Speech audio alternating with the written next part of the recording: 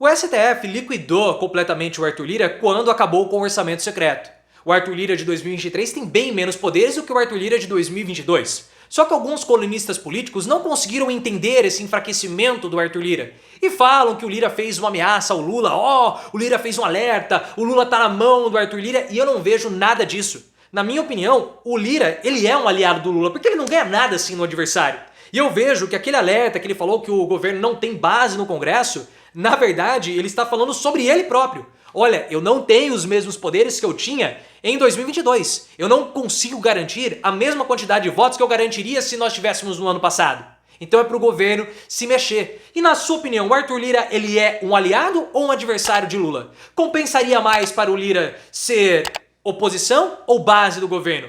Deixe seu like se você acredita que o Lira não vai atrapalhar o governo, e claro, se inscreva no canal. O que eu tenho visto de alguns colunistas políticos por aí é que depois daquela fala do Arthur Lira lá na Associação Comercial de São Paulo, o Lula estaria nas mãos do Arthur Lira, o Lira estaria com imensos poderes e principalmente que o Arthur Lira fez uma ameaça ao Lula e agora o Legislativo está com o Executivo nas mãos. Eu vejo que todas essas análises são equivocadas, principalmente porque eles não estão considerando um ponto importante, que é o Arthur Lira de 2023 não ter os mesmos poderes do Arthur Lira de 2022. Lira hoje está muito mais fraco do que ele era no ano passado. E isso acontece porque o STF decretou que o orçamento secreto era inconstitucional. Nós vimos isso, até fizemos todas as análises, se você quiser saber a época, o meu ponto de vista, link aqui no card. Mas basicamente, com o fim das RP9, o governo federal conseguiu recuperar 50%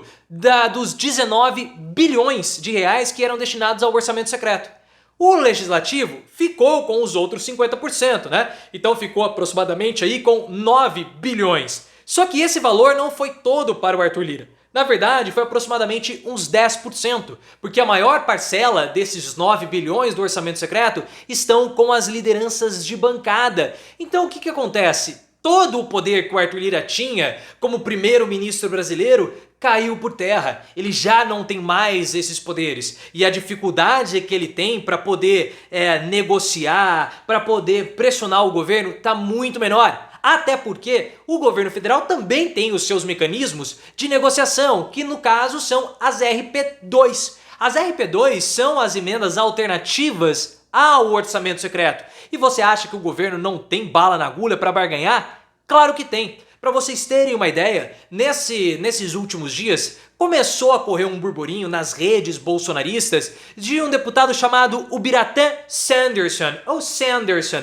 para nós aí podemos gastar um pouquinho do nosso inglês. O Ubiratã Sanderson é do PL do Rio Grande do Sul. E ele começou a falar que o governo federal estava distribuindo 60 milhões em emendas para poder retirar, desidratar a CPMI dos atos antidemocráticos. Então é o seguinte, pessoal, se o governo tem 60 milhões para ficar barganhando com parlamentares retirada de nome de assinaturas, vocês acham que o governo não tem dinheiro suficiente para poder barganhar com os deputados para compor uma base mínima no Congresso ou pontualmente para aprovar uma PEC ou uma lei?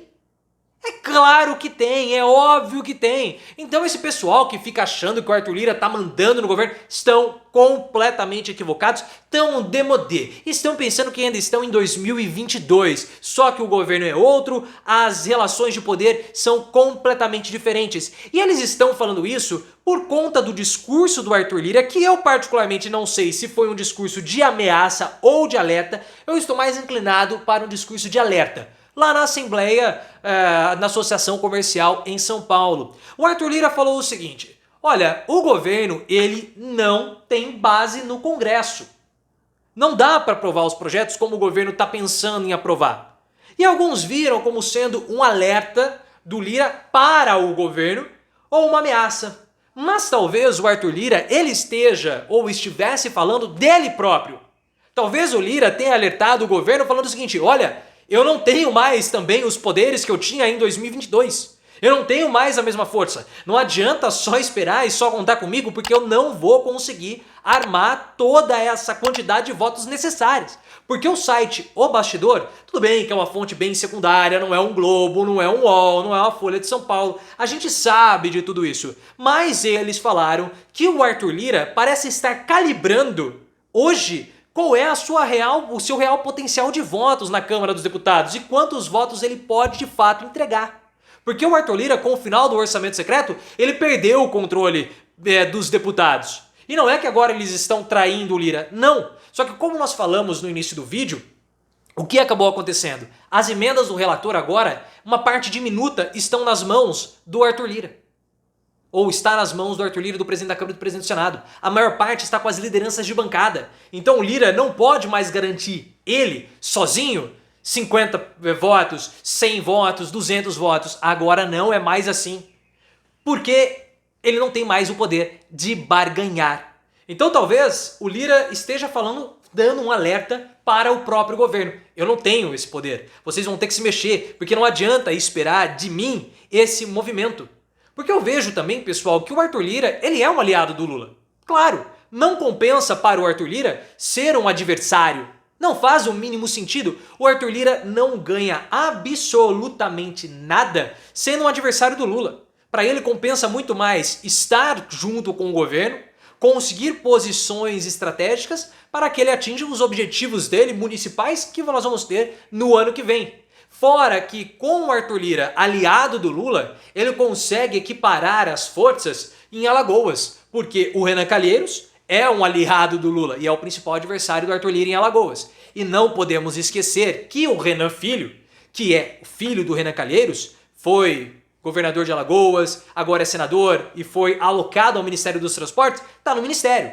Então ele ficar fora do governo faz com que haja um aumento de poder do clã Calheiros em Alagoas. Isso o Arthur Lira não quer. Ah, mas ele como oposição, como adversário, como inimigo, não seria melhor? Do ponto de vista nacional, talvez, mas do ponto de vista local, que é o que interessa ao Lira, de modo algum. De modo algum. O que nós precisamos entender... e outro ponto importante. O Arthur Lira, ele sabe muito bem que todos aqueles que se colocaram, se opuseram publicamente a presidentes da República se deram mal. E o Lira, ele sabe o que aconteceu com o Eduardo Cunha. Então ele não tem interesse algum em se opor e se contrapor e ser um adversário do Lula. O que nós precisamos entender nisso tudo é se esse derretimento, esse enfraquecimento do Arthur Lira é bom ou se é ruim para o Lula. Não é algo tão claro. E na verdade tem os dois lados. Para o Lula, esse enfraquecimento do Lira tem como ponto positivo que agora não existe mais um super primeiro-ministro no Brasil, alguém que possa subjugar o executivo, alguém que possa tornar o próprio Lula refém, como o Arthur Lira fez com o Bolsonaro. Isso é um ponto positivo, claro, mas como ponto negativo é essa dissipação dos poderes. Se antes o Lula precisaria negociar só com o Arthur Lira daria o jeito dele para conseguir 150, 200 votos, agora o governo precisa conversar diretamente com os líderes de bancada. E fica muito mais difícil. Por isso que tem esse problema com a União Brasil. Porque a União Brasil quer mais cargos, tem um problema no ministério, Lula precisa engolir a seco, não pode demitir o ministro das comunicações, porque senão não consegue passar a reforma tributária, já explicamos tudo isso, link aqui no card. Então é uma questão que tem o seu ponto positivo e tem seu ponto negativo. Na minha opinião, o Lira fraco, olha só a situação, é bem pior para o Lula do que melhor. Mas qual é a sua perspectiva?